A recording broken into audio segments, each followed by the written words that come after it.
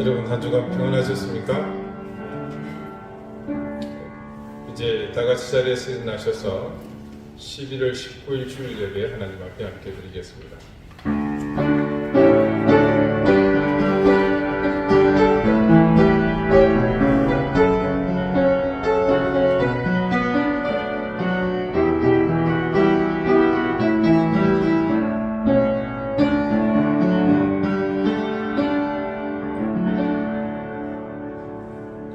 나의 영혼아 잠잠히 하나님만 바라라. 무릇 나의 소망이 그로부터 나오는도다.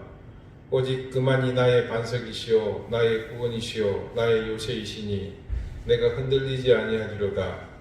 백성들아 사시로 그를 의지하고 그의 앞에 마음을 토하라. 하나님은 우리의 피난처시로다. 아멘.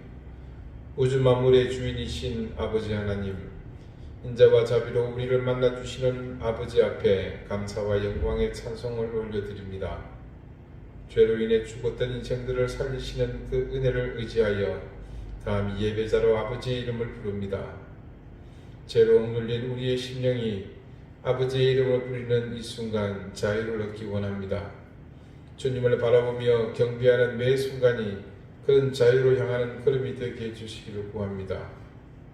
그래서 다시는 더럽고 추한 욕망의 노예, 공중권세 잡은 악한 영의 세력 앞에 주눅들지 않게 해주십시오. 세상을 보되 진짜 주인이신 하나님을 바라보며 시궁창에서도 피어나는 꽃처럼 우리의 삶이 주님을 향해 꽃으로 피어나는 인생 되게 해주십시오. 예수 그리스도 이름으로 기원하옵나이다. 아멘. 오장 함께 찬송하겠습니다.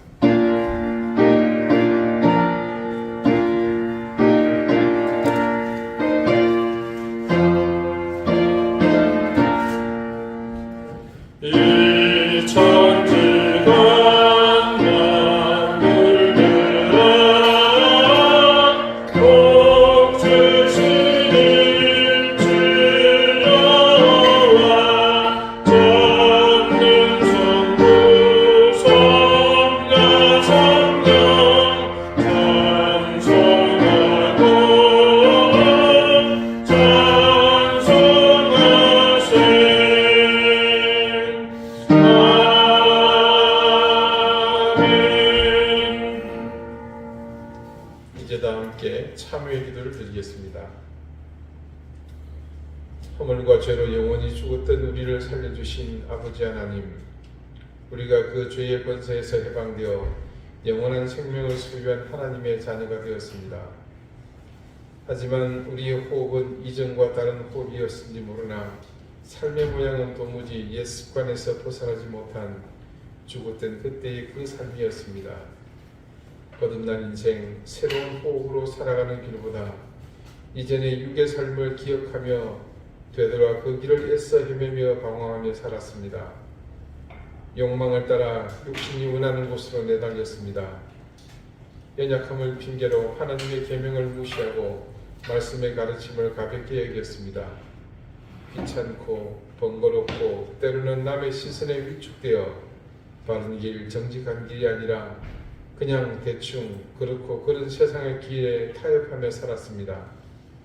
마치 우리는 애굽의 습관을 벗어버리지 못해 고기를 달라고 아우성치는 이스라엘 백성들과 같았습니다. 바라바를 내어 달라며 주님을 십자가에 못 박으라 외치는 유대인들과 같았습니다. 주님, 그런 우리를 불쌍히 여겨주십시오.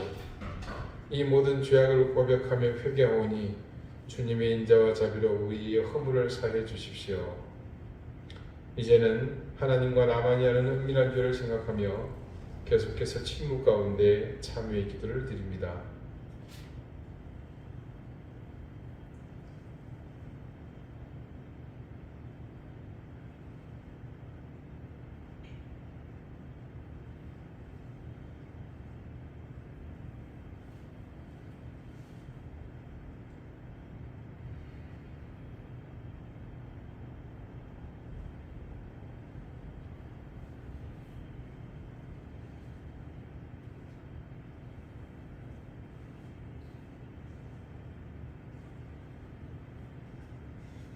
하나님께서는 자신의 부끄러운 죄를 솔직하게 고백하는 사람들에게 말씀하십니다.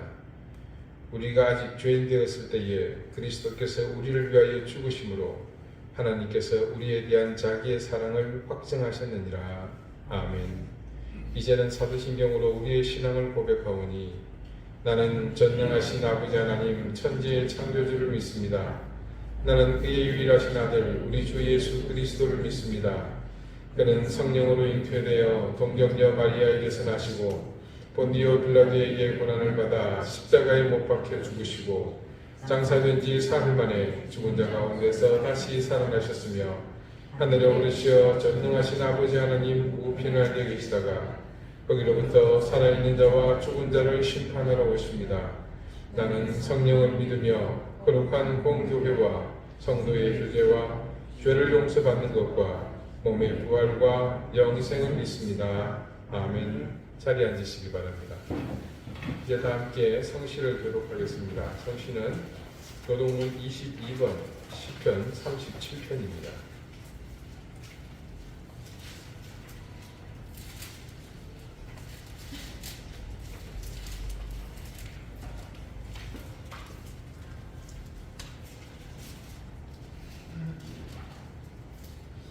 악을 행하는 자들 때문에 불평하지 말며 불의를 행하는 자들을 시기하지 말지어다. 그들은 불과같이 속히 뱀을 당할 것이며 그런새도같이 세전할 것이니라. 여호와를 의뢰하고 선을 행하라. 땅에 머무는 동안 그의 성실을 먹을거리로 삼을지어다. 또 여호와를 기뻐하라. 그가 내 마음의 소원을 내게 이루어 주시리로다. 내 길을 여호와께 맡기라. 그를 의지하면 그가 이루시고 내 의를 끝까지 나타내시며 내 고민을 정오의 끝까지 하시리로다. 여호와 앞에 잠잠하고 참고 기다리라. 자기 행동하며 악한 죄를 믿는 자 때문에 불평하지 말지어다. 분을 그치고 노를 버리며 불평하지 말라. 오히려 악을 만들 뿐이라. 아멘. 기도드리겠습니다. 주님의 사랑은 언제나 우리에게 마르지 않는 강물 같아서 영육이 메마른 모든 인생들을 은혜로 적셔주시서 감사와 찬양을 드립니다. 오늘 주의 사랑하는 자녀들이 이곳에 모여 그 거룩하신 이름을 찬양하며 경배드립니다. 세파에 시달리며 불의에 맞서 의를 지키기 위해 발버둥 치던 시간들이었지만 주님을 사랑하며 주님의 은혜와 사랑이 우리 가운데 있음을 믿었기에 어떤 고난과 역경이 있다 하더라도 우리와 함께 그 힘든 길을 걸어가실 주님만을 믿고 의지하며 우리는 나갈 수 있었습니다. 물질의 힘으로 권력으로 우리를 위협하는 어떤 세력 앞에서도 우리는 두려워하지 않으며 놀라지도 않으며 겁내지도 않습니다.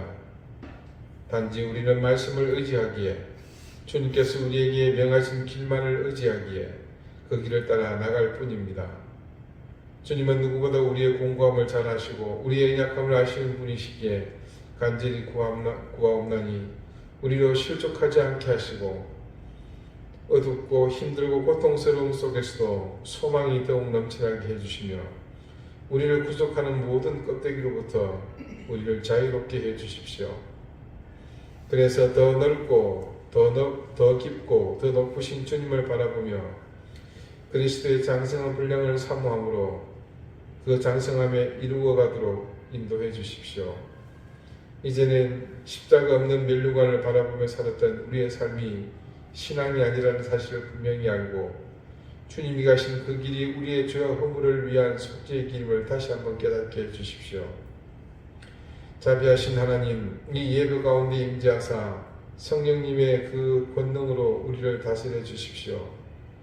우리의 심령을 가난하게 하시고 겸손하게 해주셔서 은총의 빛을 보게 하시오며 하늘의 음성을 듣게 해주시기를 구합니다. 하나님을 바라보는 도구가 우리의 더러운 욕망이 되지 않게 하시며 회개하지 않는 우리의 불의한 삶을 온전히 버리고 우리 스스로 굴레 씌운 우리의 아집과 교만의 틀을 벗어버릴 수 있도록 인도해 주십시오. 죄인된 우리를 만나주시는 이 은혜의 예배를 우리가 주님을 향해 더 진실한 헌신을 다짐하는 시간으로 삼게 해주시고 온전히 엎드려서 주님의 영광을 바라보는 시간이 되게 해주시기를 구합니다. 주님, 우리 이든 교회를 긍휼히 여겨주십시오. 스스로 하나님이 드리는 아둔함에서 벗어났사오니 이제 그 걸음이 띵걸음이 되게 하시고 세상을 향해 울림을 전하는 교회로 자리하게 해주십시오. 주님, 우리 가운데 질병으로 고통받는 교우들이 있고 또 가족들이 있습니다. 치유하시는 주님의 권능이 고통받는 자녀들의 육신을 만져주시고 치유와 회복 은총을 더해 주십시오. 우리 교우들의 생업을 지켜주시고 무엇보다 자녀들에게 하나님 복을 내려 주십시오. 우크라이나를 불쌍히 여겨 주십시오. 이스라엘 땅에서 벌어지고 있는 저 사륙에 속히 멈추게 해 주십시오.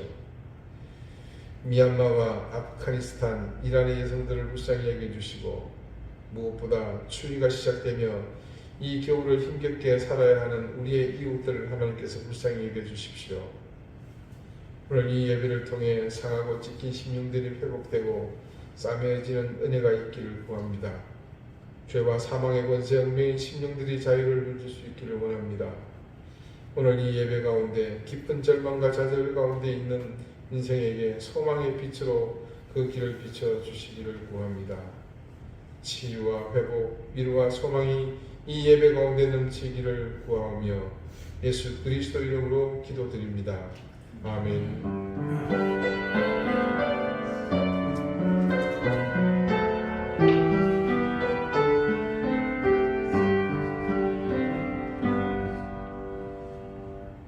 31장 함께 찬송하겠습니다.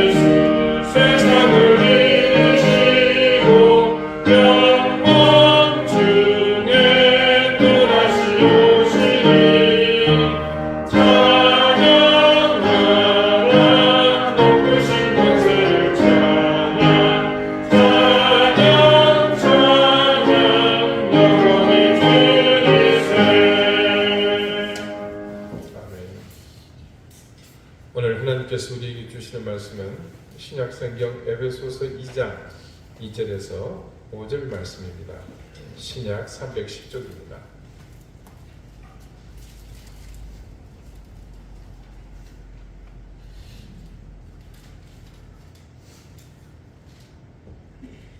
에베소서 2장 2절에서 5절까지의 말씀을 제가 읽겠습니다. 이제 다 같이 자리에서 일어나 하나님의 말씀을 경청하십시오. 그때에 너희는 그 가운데서 행하여 이 세상 풍조를 따르고 공중의 권세 잡은 자를 따랐으니 곧 지금 불순종의 아들들 가운데서 역사하는 영이라. 전에는 우리도 다 그 가운데서 우리 육체의 욕심을 따라 지내며 육체와 마음에 원하는 것을 하여 다른 이들과 같이 본질상 진노의 자녀이었더니 긍휼이 풍성하신 하나님이 우리를 사랑하신 그 큰 사랑을 인하여 허물로 죽은 우리를 그리스도와 함께 살리셨고 너희는 은혜로 구원을 받은 것이라. 아멘. 자리에 앉으시기 바랍니다. 하나님께서 이 말씀으로 우리에게 은혜 주시기를 원합니다. 여러분, 우리는 한 가지 중요한 사실을 깨달았습니다. 그리고 이 사실은 여러분이 하나님 앞에 있는 한 절대 잊어서는 안 되는 사실입니다. 에베소서 강의를 설교 말씀을 본문으로 하면서 하도 깨닫게 된 것이 많아서 여러분도 헷갈리시겠지만 이 부분은 간단합니다. 우리가 죽었다는 사실만입니다. 벌써 2주가 지나서 좀 기억이 희미하실지 모르나 분명한 것은 우리가 첫사람 아담의 범죄로 인해서 변하게 된 가장 놀라운 사실, 하나님과 단절된 존재가 되었다. 그래서 그 사람의 후손인 우리는 이미 태어나면서부터 죽은 존재였다는 것.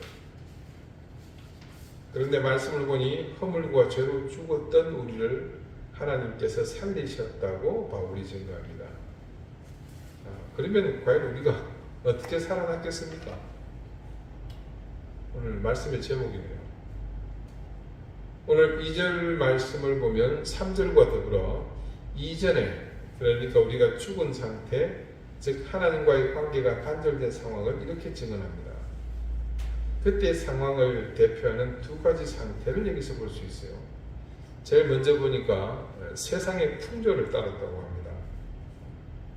세상의 풍조라는 것은 다른 말로 표현하면 유행이다, 이렇게 말할 수 있겠습니다. 유행이라는 것은 그 시대를 관통하는 문화, 예술, 그리고 삶의 다양한 방식을 모두 포함하는 것이다, 이렇게 정리할 수 있습니다. 적절한 이해가 될지 모르겠지만 제 이야기를 드리는 것을 양해 바랍니다.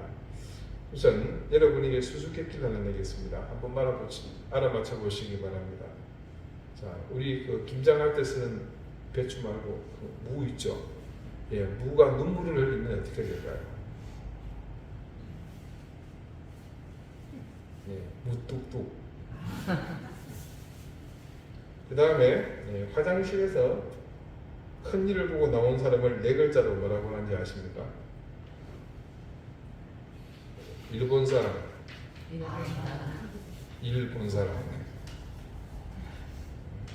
제 아이들이 고등학생이었을 때쯤입니다. 이런 이야기를 하면 애들이 기겁을 합니다. 물론 지금은 더 날립니다. 그러면서 제발 그러지 말라고 합니다. 아빠, 소위 그 아재 개그라고 하면서 저를 요즘 말로 디스합니다. 저는 당당히 애들한테 말하죠. 얘들아, 아빠가 설교 시간에 이런 얘기하면 교인들은 빵 터져. 좋아들 하신다 그랬더니 큰 놈이 이게 뭐라 하는지 아십니까? 팩트 폭격을 날리는 거예요. 다른 말로 돌직구를 날려요. 아빠 착각하지 마. 교인들은 아빠가 목사니까 성의를 봐서 웃어주는 거야. 아빠는 이렇게 웃어서 그러는 거 아니니까 착각하지 마. 자, 이 이야기의 핵심은 제가 요즘 아이들의 요즘 시대의 흐름에 전혀 부합하지 못한다는 거예요. 조금 전 무뚝뚝이나 일본 사람의 경우는 이런 MZ 세대에게는 극혐의 행태, 풍조, 유행에 완전히 뒤처지는 겁니다. 그러니 앞으로 제가 여러분 그런 이야기하면 웃지 마시고 인상을 팍팍 쓰시면서 쳐다보셔야 교양이 있고 유행이 뒤처지지 않는 겁니다. 어렵죠?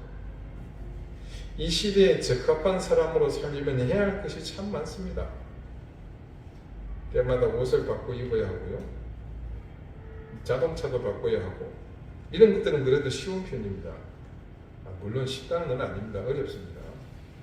궁극적으로는 이 시대가 공유하고 있는 가치관을 따라야 하고요. 시대가 옳다고 하는 것에 어떤 형태로든 편성해야 합니다.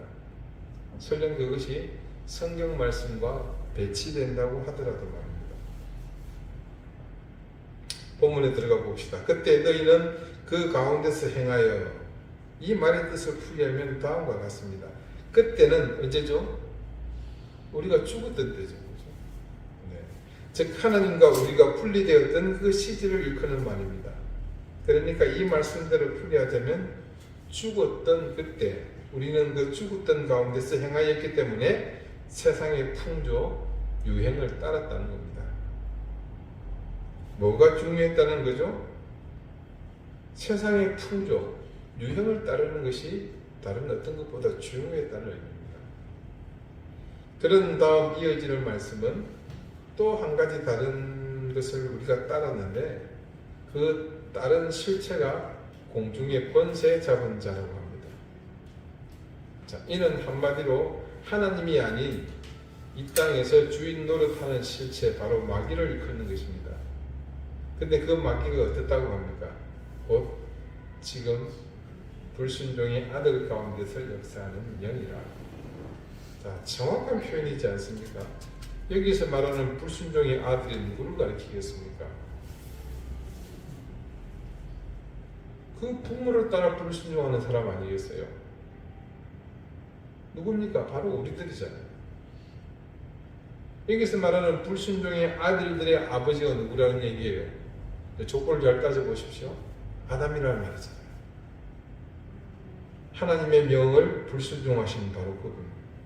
그리고 3절에는요, 더욱 중요한 본질적 한 가지를 우리에게 증거합니다. 3절 보실까요? 전에는 우리도 다 그 가운데서 우리 육체의 욕심을 따라 지내며 육체와 마음에 원하는 것을 하여 다른 이들과 같이 본질상 진노의 자녀이었더니. 자, 시점을 여기서는 전에는 이라고 이렇게 시작하죠. 앞선 2절의 그때와 같은 시점을 말합니다.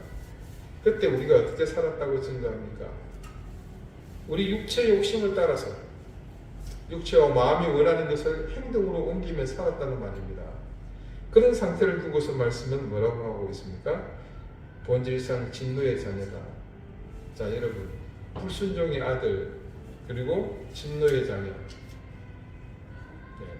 표현만 다를 뿐이지 같은 대상이죠. 우리 육체와 마음이 원하는 대로 행동하는 것이 지향하는 바는 모두 예외 없이 죄를 쫓아가는 삶입니다. 본질상 진노의 자녀라고 명령하는 것에서 충분히 짐작할 수 있는 것처럼 그런 삶의 주체는 바로 첫사람 아담의 길, 하나님의 명령을 불순종하여 하나님과 단절된 삶을 살아가는 인생, 즉 죽은 삶입니다.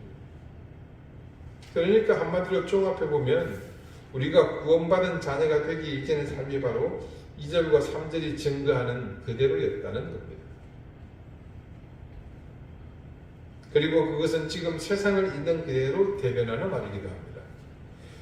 결과적으로 아담의 후손으로 이 땅에 태어나 살고 있는 모든 인생의 본질이 그와 같다는 것을 이 2절과 3절이 우리에게 증언하고 있는 셈입니다.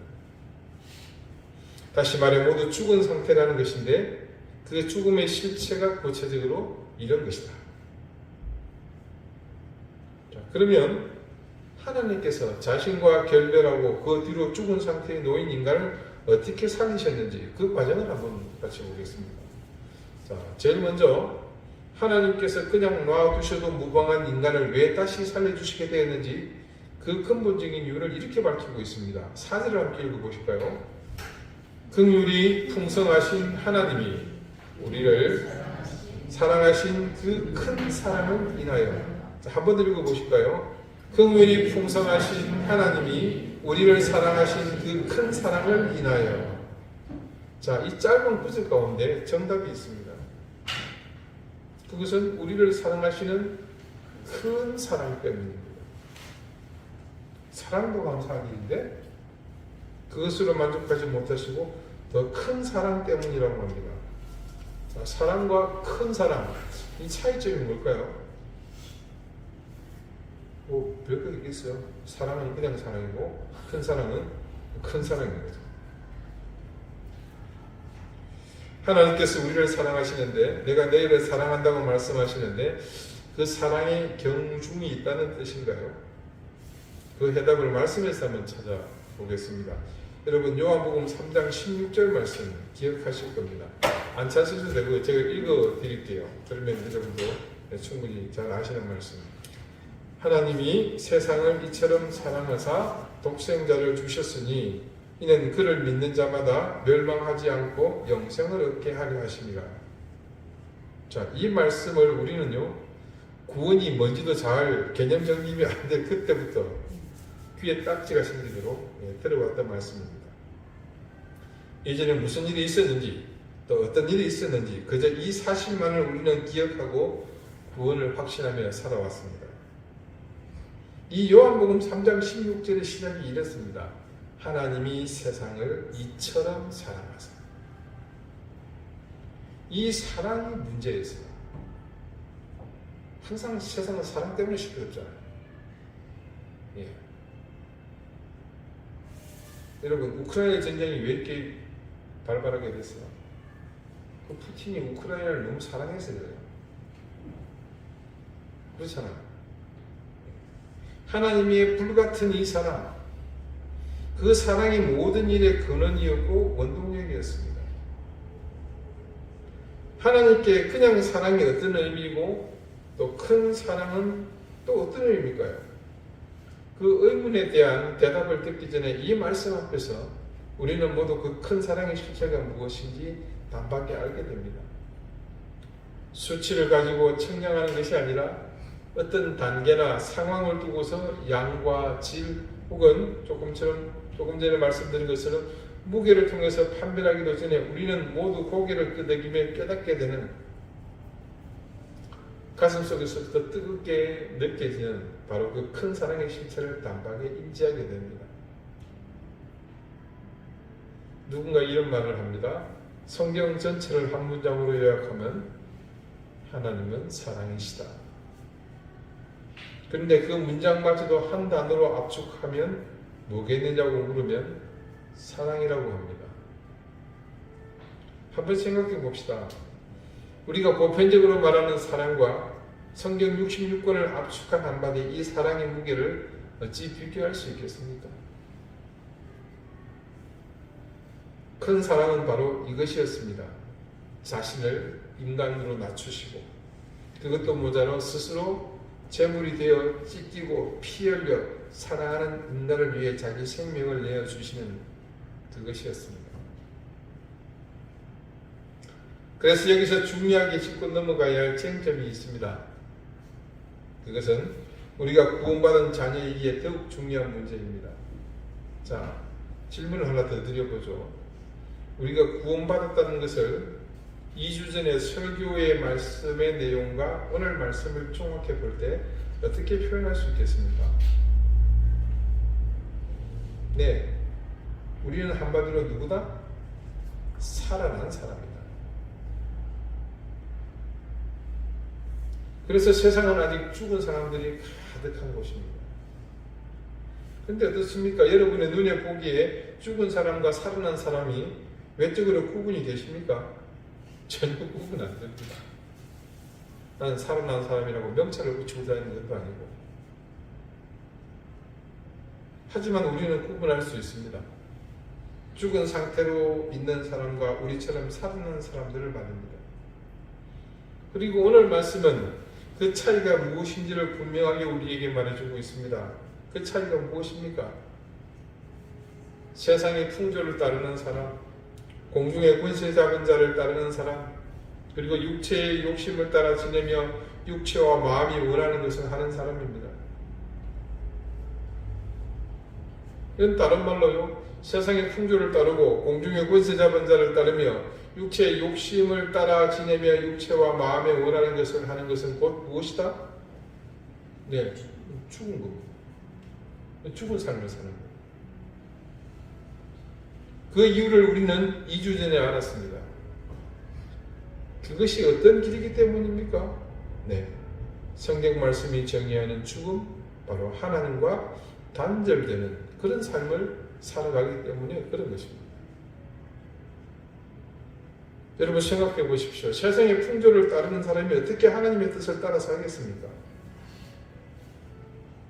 여러분 주변에요, 신앙생활을 정말로 누가 보더라도 신실하게 하시는 분들, 가끔씩 세상 사람들에게 따돌림 당하는 경우 있습니다. 물론 진상짓 하다가 따돌림 당하는 이런 거 말고요. 예, 그런 게 있지 않습니까? 우리가 믿음이란 용기다라는 정의를 내릴 때 그때 등장하시는 답답한 양반들이 있죠. 적당히 뇌물 좀 주고받으면서 그들의 표현을 빌리자면 기름칠 좀 하고, 저희 외할머니는 개밥 준다 그러더라고요. 그렇게 서로가 좋은 것 그렇게 해서 대충 누구나 하는 대로 그런 방법이 통하지 않고 아주 조금 정말 병아리 눈물만큼의 이익이 나더라도 그것을 고수하는 사람들 말입니다. 세상의 풍조를 따르지 않기 때문에 그들은 답답하고 한심한 사람들이고 그래서 따돌림 당합니다. 그런데 그분들이 바보 천치해서 그렇습니까? 아니죠. 오히려 훨씬 더 지혜롭고 똑똑한 사람들이죠. 그분들은 바보라서 천치라서 무지랭이라서 그런 것이 아니라 하나님의 뜻을 따르기 때문에 그런 겁니다. 자신은 살아난 사람이기 때문에 죽음의 길을 가는 것을 선택할 수 없기 때문에 그런 것입니다. 한번 생각해 보십시오. 지금 눈앞에 죽을 길과 살 길이 있습니다. 과연 죽을 길을 선택한 사람이 바보입니까? 아니면 죽을 길을 선택하는 사람, 죄송합니다. 둘 다 죽을 길이네. 죽을 길을 선택한 사람이 바보입니까? 아니면 살 길을 선택하는 사람이 바보입니까? 지금 누가 누구 보고 바보라고 하는 거예요, 그죠? 자기 생각과 자기 육체가 원하는 대로 사는 사람이 과연 하나님의 뜻대로 살 수 있겠습니까? 그렇게 물으면 꼭 예라고 대답하는 사람이 있어요. 그런 사람은 둘 다 하는 사람입니다. 세상에서 자기 하고 싶은 대로 다 하면서 하나님을 경외한다고 말하는 사람, 아직 거듭나지 못한 무늬만 그리스도인입니다. 제가 보기엔 더 나쁜 사람이에요. 하나님 그렇게 생각하실 겁니다. 가끔씩 제가 우스갯소리로 이런 말씀 들은 적이 있죠. 교회에서 말입니다. 하나님 별로 힘없다고, 돈 1억한테 하나님 못 이기신다. 요즘 같은 불경기에는 한 1,000만 원도 가능할 겁니다. 이게 무엇을 의미하는지 여러분 아시죠? 정말 그 사람의 신앙이 진심인지 신실한지 정직하고 그 믿음이 올바른지는 위기 속에서 적나라하게 드러납니다. 섞여 있을 때는 모릅니다. 그런데 키질을 하면요, 그때는 자기 힘으로 아무리 속이고 위장하고 과장하고 변장하고 분장해도 금방 드러납니다. 키를 조금만 까불면 금방 끝으로 밀려나서 바람이 불면 휙 하고 날아가 버립니다. 우리 주변에 신앙생활을 한다고 하면서 매일 죽는 연습을 하시는 분들 자주 만납니다. 그 키의 끝에 있는 분들. 그 죽는 연습이라는 것이요, 무슨 거창한 것이 아닙니다. 그때 너희는 그 가운데서 행하여 이 세상 풍조를 따르고 공중의 권세 잡은 자를 따랐으니 곧 지금 불순종의 아들들 가운데서 역사하는 영이라. 전에는 우리도 다 그 가운데서 우리 육체의 욕심을 따라 지내며 육체와 마음에 원하는 것을 하여 다른 이들과 같이 본질상 진노의 자녀이었더니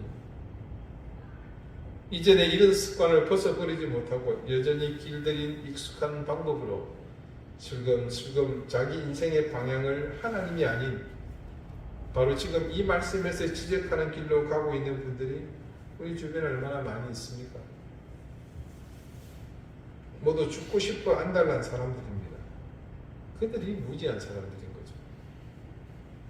호흡이 끊어지는 것을 두려워하며 사는 인생들입니다. 우리가 정작 고민하고 두려워해야 하는 끊어짐은 무엇입니까? 하나님과의 관계 아니겠습니까? 그분과의 관계가 끊어지지 않는 한 우리는 사나 죽으나 모든 형편, 어떤 형편에 놓이든지 두려워할 이유가 없지 않습니까? 그 모든 상황과 시간 그리고 역사가 모두 하나님의 주권 아래 있다는 사실을 우리는 정확히 알고 있지 않습니까? 바로 그런 이유 때문에 우리는 두려워하지 않는 겁니다. 우리 가운데는 또 이런 사람들도 있습니다. 가진 것이 너무 없습니다. 그래서 늘 생활고에 시달리고 사는 것이 그래서 궁핍하기 이를 데 없습니다. 그런데 그런 환경에 주눅들지 않고 늘 그 얼굴에서 환희가 끊이지 않습니다. 불치의 병을 앓고 있습니다. 회생활의 가망이 보이지 않고 그 병증으로 인한 고통 또한 결코 작지 않습니다. 그런데 그 얼굴에서 육체적 고통으로 인한 어둠의 그림자가 보이지 않습니다. 이런 분들 외에도 우리는 모두가 불쌍히 여기는 사람들인데 오히려 그분들의 삶에서 우리가 범접하지 못할 향기가 넘쳐나는 그런 분들이 있습니다. 가진 것이 없지만 질고로 오랜 세월 고통을 달고 살고 있지만 모두가 보기에 낮고 천하고 불행해 보일 것 같은 환경에 처한 분들에게서 공통으로 드러나는 한 가지가 있습니다. 그것은 기쁨 그리고 감사입니다. 자신들이 그 상황 속에서 하나님의 은혜를 맛보았기에 무슨 맛입니까? 생명의 맛이잖아요. 그 맛을 혼자만 느낄 수 없어서 함께 맛보기를 원하며 증거하기를 멈추지 않기 때문입니다. 세상 사람들은 심지어 우리도 모두 그들은 죽음에 가까이 있다고 생각할지 모르나 실상 그분들은 오히려 더욱 생명이 넘쳐나며 생명의 힘 한가운데에 있습니다. 지난주 태국 치앙마이 선교사인 신주영 목사님이 우리 교회에서 말씀을 증거해 주셨습니다. 여러분 어떠셨습니까? 한 40여 분 넘게 되는 그 말씀이 지루한지 모르고 순식간에 지나갔죠. 많은 은혜를 받았습니다. 제가 그 태국 북부 지역을 방문한 것이 2002년 7월이었습니다. 월드컵 끝나고 바로요. 그때 온 나라가 난리 아니었습니까? 그때 청년 13명을 이수해서 그곳을 처음 방문을 했습니다. 그 신주영 선교사님은 2년 뒤에 세 번째 방문할 때 그때 만났습니다. 그때는 한남대학교 재학생이었어요. 신학대학원도 입학하기 전이었고 처음 2002년 태국 북부의 산지를 방문했을 때는요, 그런 타이 태국 사람들이 아니고 물론 태국 사람이죠. 태국 안에 살고 있으니까 원시 부족들입니다. 지난 설교에서 잠깐 소개했던 카렌족이 있죠. 카렌족보다 훨씬 많은 라후족이라고 있습니다. 색깔별로 있어요. 붉은색, 흰색, 그 다음에 까만색. 이 까만색 애들은 걸리면 큰일 나요. 포악해 가지고. 근데 그 라후족들은 한민족의 우리와 같은 정서와 문화, 습관이 있습니다. 비석치기, 또 그런 뭐죠, 우리 저기 여자애들 이렇게 뒤로 던잡고 하는 거, 네, 그런 거 다 있습니다. 자치기도 똑같이 해요. 말도 제가 판단하기로 한 30-40%가 비슷한 것 같아요. 그리고 색도 못을 입습니다. 근데 완전 원시 부족이에요. 우리 같이 한번 갈 기회가 있으면 여러분들 좋은 시간이 될 것 같습니다만. 자,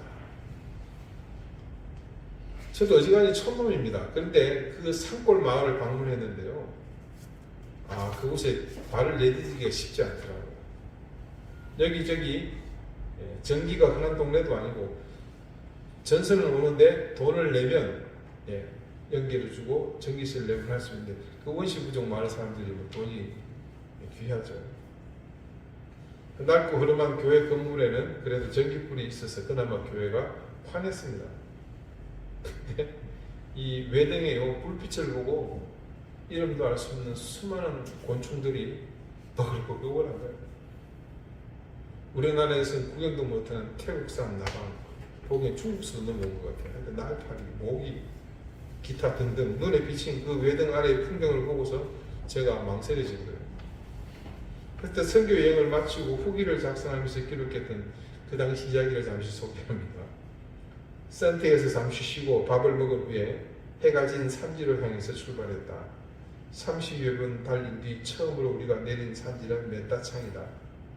교회라고 들어가는 입구가 완전히 시골 동네의 꼭대기에 있는 초가집으로 들어가는 기분이다. 외등이 켜진 흐름한 교회 앞에 내리는 순간 솔직히 나는 다시 차에 타고 싶었다.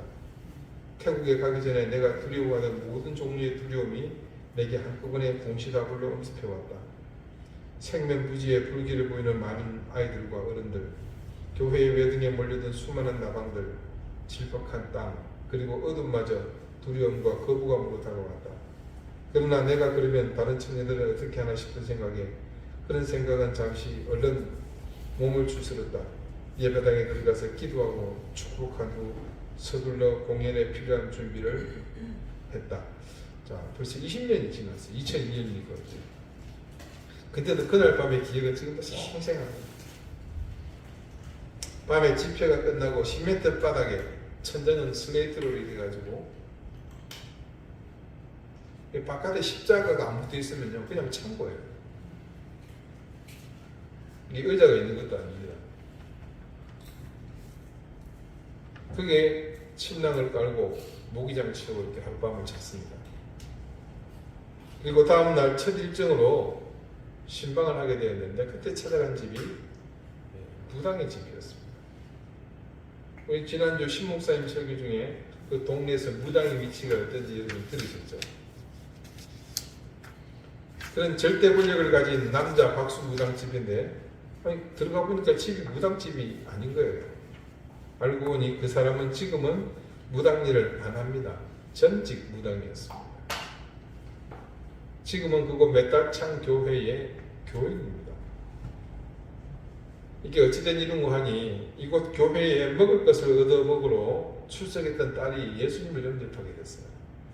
그래서 센터에서 거기로 올라갔다 그랬잖아요. 그 센터가 있는데 아래 동네에 태국 사람들이 있는 곳에 거기 옆에 중고등학교가 있습니다. 그래서 거기서 예수 믿고 또 선교사님 인도를 받아서 센터에 내려와서 거기서 먹고 자면서 중학교, 고등학교 다니고 또 헌신한 아이들은 신학교도 가고 그렇게 했던 겁니다. 그렇게 센터에서 공부하고 신앙훈련을 받은 딸에게 아버지가 전도를 받은 겁니다. 그리고 예수님을 영접하셨어요. 그 딸은 그 파약 신학교를 졸업하고 이미 목회자의 길을 걷고 있습니다. 자, 이 무당은요, 예수님을 영접한 이후에 자기가 이 일을 할 수가 없잖아요. 당장 그만뒀습니다. 얼마나 감사한지 몰랐습니다. 그런데 심각한 문제가 생겼습니다. 그것은 너무나 가혹한 현실적인 문제입니다. 이전 무당일 때는 풍족했습니다. 사람들이 이것저것 싸들고 와서 그에게 귀신에게 잘 보게 해달라고 구슬을 의뢰했기 때문입니다. 근데 지금은 생계가 막막합니다. 무당 일을 안 했으면 그때 뭐라도 했을 거 아니에요. 아무것도 없으니까요. 근데 더 큰 어려움이 닥쳤습니다. 시련이죠.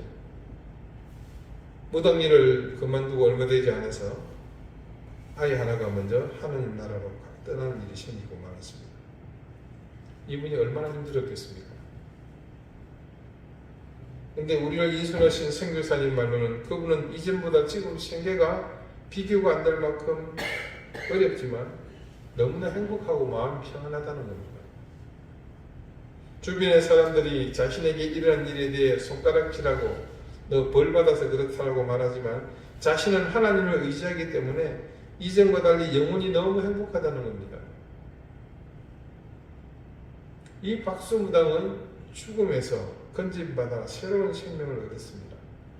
그리고 그는 새로운 생명을 얻었다는 그 사실에 충실한 삶을 지금 살고 있습니다. 생활이 공공해진 것이 자신에게 아무런 제약도 그렇다고 해서 이전의 삶을 포기한 것을 후회할 명분도 그에게는 되지 못했습니다. 심지어 사랑하는 자녀를 잃은 가슴을 도려내는 이 큰 아픔마저도 그가 새로운 생명을 얻은 삶을 사는 것에 대해 후회할 명분이 되지 못했습니다. 여러분, 우리가 죽었던 사람이라는 사실을 믿으십니까? 제가 죽었던이라고 말하는 의미가 무엇인지 여러분 아십니까? 이 시점이 단지 과거에 있었던 일일 뿐이고 지금은 우리는 되살아난 사람입니다. 우리는 그렇게 죽었던 사람, 하나님과 단절되어 영원히 당연히 지옥의 권세 아래로 내던져질 운명에서 건져진 인생들입니다. 우리가 어떻게 그 죽음의 권세에서 살아났습니까? 우리는 어떻게 살아났습니까? 하나님의 큰 사랑 때문에, 그분의 일방적인 희생 때문에 살아났습니다. 여러분, 하나님은 우리를 살리셨습니다. 그런데 그 살리심의 실체는요, 사실 단지 우리에게 새로운 숨을 불어넣어주신 것에 불과합니다. 자, 여러분, 중환자실에 가보면요, 환자가 누워 있어요. 아주 심각한 분들이 있습니다. 호스를 꽂고 있죠. 뭐합니까? 호흡을 도와주는 거예요. 근데 이 사람이 살아나려면 어떻게 해야 됩니까? 호흡기가 없어도 자가 호흡을 해야 합니다. 자기 스스로 숨을 쉬어야 돼요.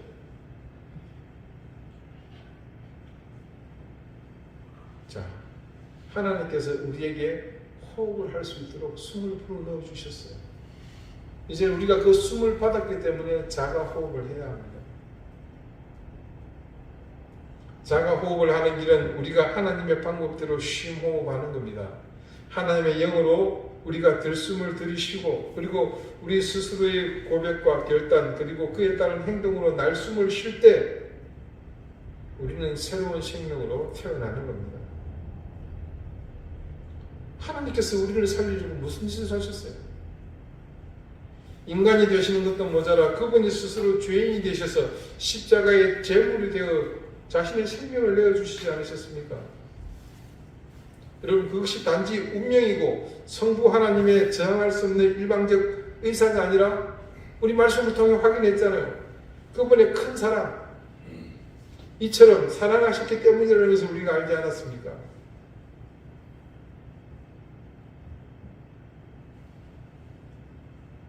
그렇기 때문에 그분이 우리에게 불어주신 그 숨이 이제 우리를 통해 활활 생기 있게 살아나야 하지 않겠습니까? 지금 세상에는 안타깝게도 그렇게 생명의 호흡을 얻은 사람들이 그 귀중한 호흡을 가볍게 생각하고 쉬버리려 애쓰고 있습니다. 우리가 여전히 하나님의 뜻과 그분의 의지를 뒤로 한 채 세상의 풍조를 쫓고 공중권세 잡은 악한 영에게 구속된다면 이것이 얼마나 한심한 일이겠습니까? 예수 그리스도를 구주로 영접하며 영생의 삶을 살겠노라고 그렇게 십수년 혹은 몇십 년을 살았으면서 아직도 육체의 욕망 때문에 하나님의 뜻을 제쳐둔다면 그분의 그 사랑이 얼마나 허무하고 허탈하겠습니까? 여러분, 우리가 어떻게 살아난 생명입니까? 이제 우리의 삶을 함부로 살지 마십시다. 우리의 인생에 그분의 의지가 무엇보다 더욱 강력하고 유일한 힘이 되게 하십시다. 그래서 그분이 인간이 되시기까지 그렇게 십자가를 지시면서 스스로 찢기시고 피 흘려 생명을 내어주시며 살리신 그 은혜를 더욱 값지고 존귀하게 생각하며 우리에게 주신 그 생명을 소중히 지켜 나가십시다. 기도드리시겠습니다. 하나님, 우리가 그렇게 새 생명을 얻었습니다. 우리가 스스로 죽은 줄도 모르고 그렇게 살다가 육신은 공동묘지로 영혼은 지옥의 형벌을 받아야 할 운명에서 벗어나 하나님의 나라를 기대하는 인생이 되었습니다. 우리에게 그렇게 십자가의 은혜를 통해 불어넣어 주신 숨을 온전히 살리는 인생 되게 해 주십시오. 죽었던 그때의 삶의 미련을 버리고 온전히 주님의 제자로 하나님의 자녀로 생명이 있는 삶을 살게 해 주십시오. 뒤돌아보지 않게 하시고 세상에 죽은 사람들이 가는 그 길, 세상의 풍조를 따르며 육신이 원하는 원망대로 사는 삶을 철저히 벗어버리게 해 주십시오. 그렇게 풍성해진 우리의 생명이 우리를 통해 넘쳐 흘러 많은 사람을 생명의 길로 인도하는 삶을 살 수 있게 해주십시오. 예수 그리스도 이름으로 기도드립니다. 아멘. 305장 함께 찬송하겠습니다.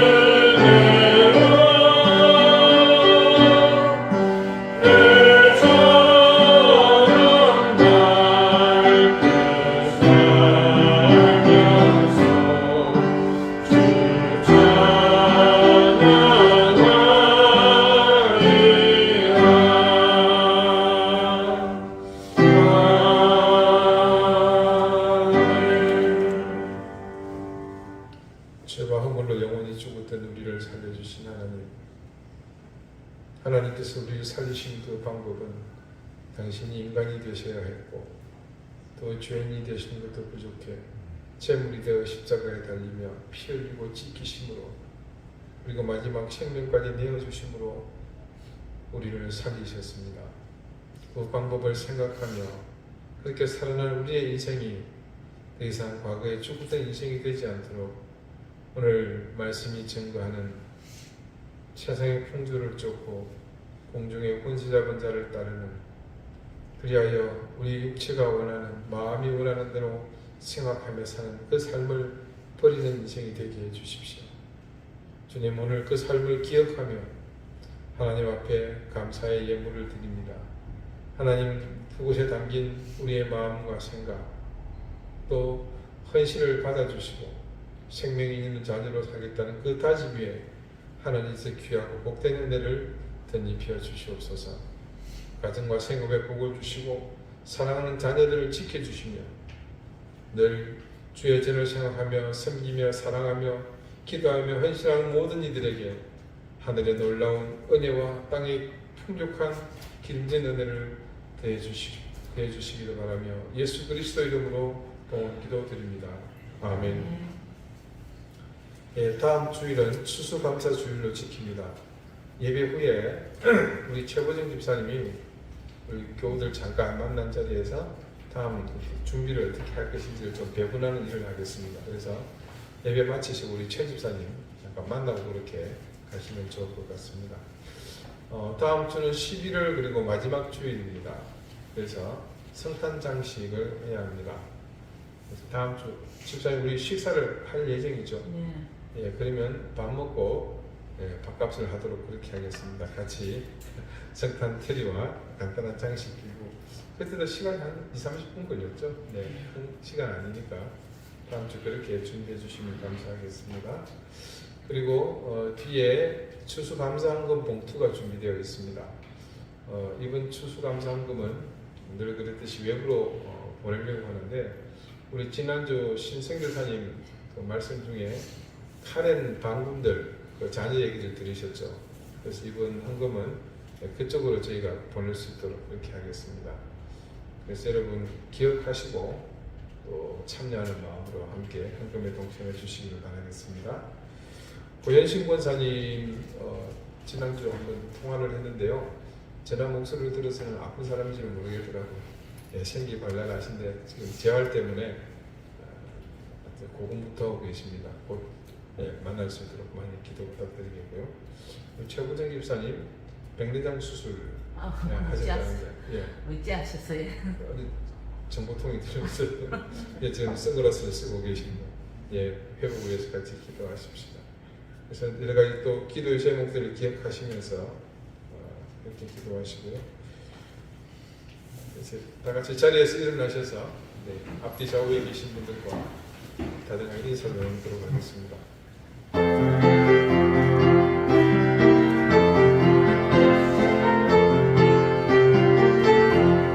주여 복을 구하오니 편히 가게 하시고 사람마다 주대로 이르도록 하시고 광야 같은 세상에서 항상 인도하소서.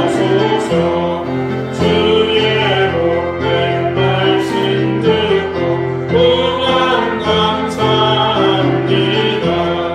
구원받은 주의 성도 열매 맺게 하시며 하나님이 우리 함께 항상 계시옵소서.